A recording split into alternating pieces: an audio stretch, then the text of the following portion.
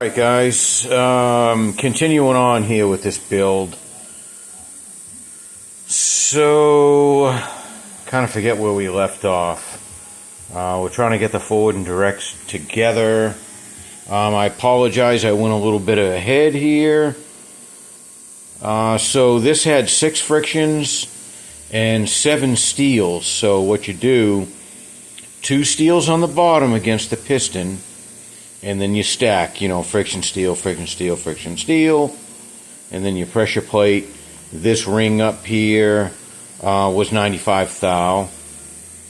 Now, the sealing rings on this shaft, I pre-checked them in this bore of the drum to make sure.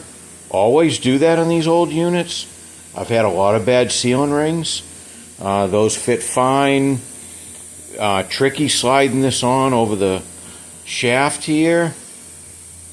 Don't force it. If you force it even a little bit, you'll crack and break those rings. I feel like I got lucky. I didn't have any problems. Slipped right on. I can't always say that.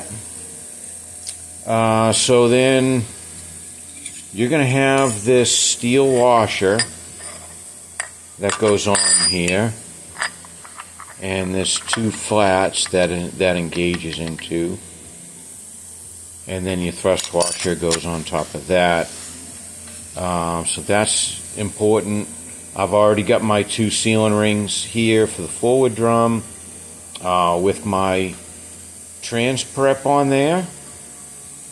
And now we talked about air checking this. So I did do that. So this hole here on the side, it goes through, so you'll have to put your finger on this end and then a rubber tip on this end, and that'll air check this direct drum for you. And then there's a hole on the bottom here that will air check your forward drum that goes on the top here. Air check is good. I'll see if I can. I don't feel like getting a stand. Let me see if I can make it so you can see it. Here we go. So you can see that. Alright. So we're good there. It's returning good and everything. And I was a little worried about that O-ring seal being so tight. But it's returning good. Everything seems okay.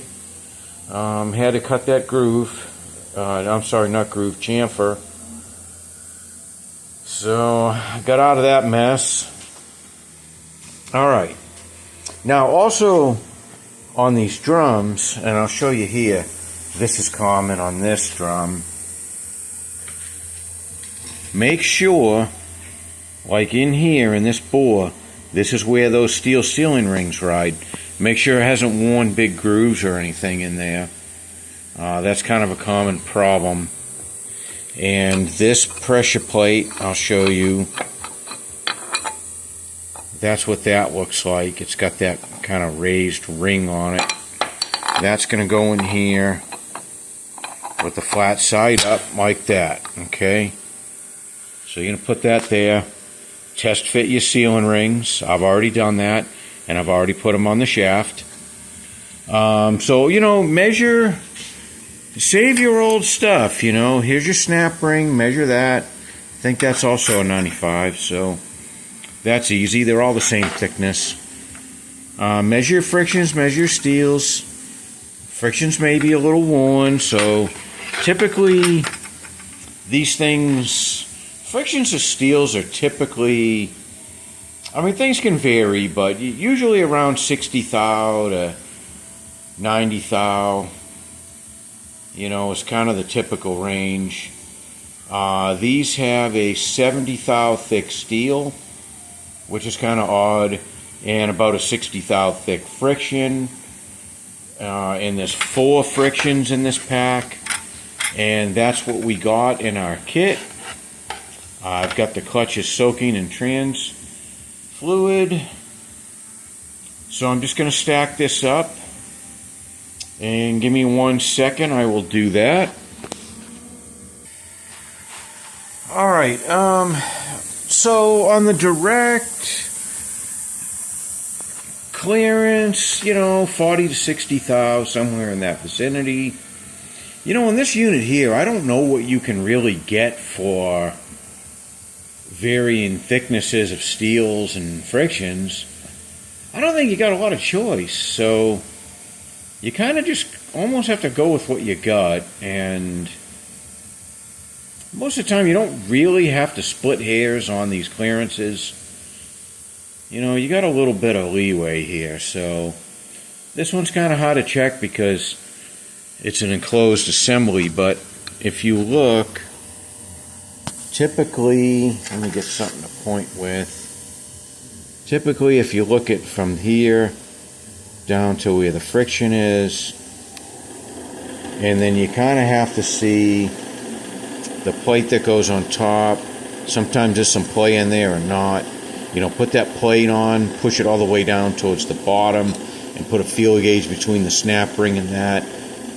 So whatever that clearance is, plus from here to your friction, add those two, there's your clearance.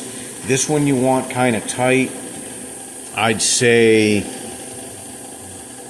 at least 20 would be nice, no more than 35. Again, I don't really know what you can do about it. I don't think you can really get any kind of selective snap rings for it or anything. In this particular case, you could maybe use a thinner snap ring, but you're not going to put thicker ones in because they,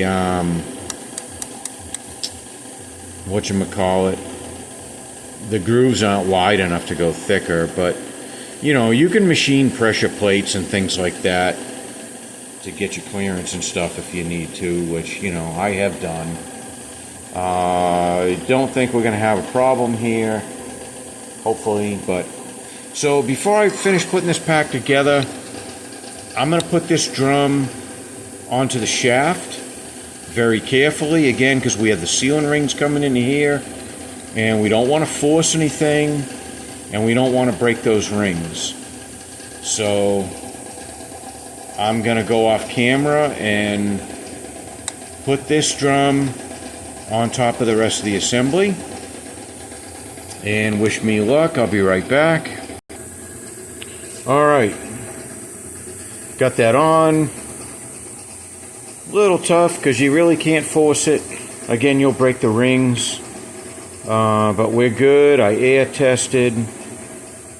And be careful air testing without the top pressure plate on, because it'll want to just overturn this spring, because there's nothing to really stop this. So I just went real light on the air test just to make sure everything was sealing good. Alright, so we want this next. So, and you know what I'm going to do? I need my other hand. It's honestly easier if you just take your friction pack out, put this in first, and then stack your stuff in. So, give me 1 second. I need my other hand. I might do it that way. It's just a little bit easier. But I was trying to check clearance and stuff before I got this far, so no big deal. I'll just slide them back out, slide them back in. Alright, so you got this little phenolic washer that goes here. And just drop that on. And if that, sometimes I've seen these kind of bubbled up. They get overheated and abused. You'll have to replace it if that's the case. But they hold up pretty well, surprisingly, and phenolic's a pretty good material. And I'm just going to put a little bit there because there's a bushing inside there. So you got a bushing in there, and then this is just going to slide on top. Drop it in the splines, and then you just got to put this snap ring in. And I'll need my other hand. Give me a second on that. Okay, that's in, and again, this is about a 95 thou thick snap ring. All three snap rings were the same thickness. This washer here with these little tabs, normally like on a small medium case I'd just put a little trans prep here and then just drop the washer on, but this is a little different. It's got these two tabs, and you don't want to put this here and then end up flattening the tabs. So this is going to go on the case, and then you'll drop this assembly in. So we'll do that later. So that's it for that right now. This guy here, we've got, I think that's it. And this should be a washer for that. There is somewhere. And hope I didn't lose it. Oh, there it is. So this is going to go in. So you're just going to drop this in with your trans prep. You definitely want to put your grease, your transfer, well, you know, whatever you're using, whatever you like to use, drop that in there, because that's got to stay in place, because you're going to end up tipping this upside down. And then this bearing here is going to go in. And same thing, I'm going to put a good coat of this stuff just to make sure it stays in place when I drop this planetary into the case. So, alright, I'm going to do that. That way I don't forget. Very important. Alright, there is a little snap ring looking thing that just sits in here. It's just a spacer. Now, I had another video on this type of sprag installation. If you put it upside down, the rotation will be wrong, and the unit will lock up, I think, when it hits third gear. And you don't want that to happen. So, I believe, and we will double check this later, if you look, which side is up? See this? See this piece right here? This kind of piece of wire that's running across in a few different places. People tend to think that this goes down because it's easier to install that way, but it actually goes like this. I believe, we will double check this on the next video, but you never know. This being a large case, I don't know. Something could be different. I don't think so, but always check your rotation, and we'll do that when we go to put this together. That's very important. So I'm just lubricating that. This surface here also is a thrust washer, not a thrust washer surface, a bushing surface. Now on this one, this bushing, a little bit worn, not bad, kind of at the end of its life. I like to be more at the beginning. If you're wondering what that is, I think the clearance was about 6 thou or so, 6, 7 thou, something like that. Not terrible, not great, but I called around to try to get a bushing for that, and I didn't have any luck.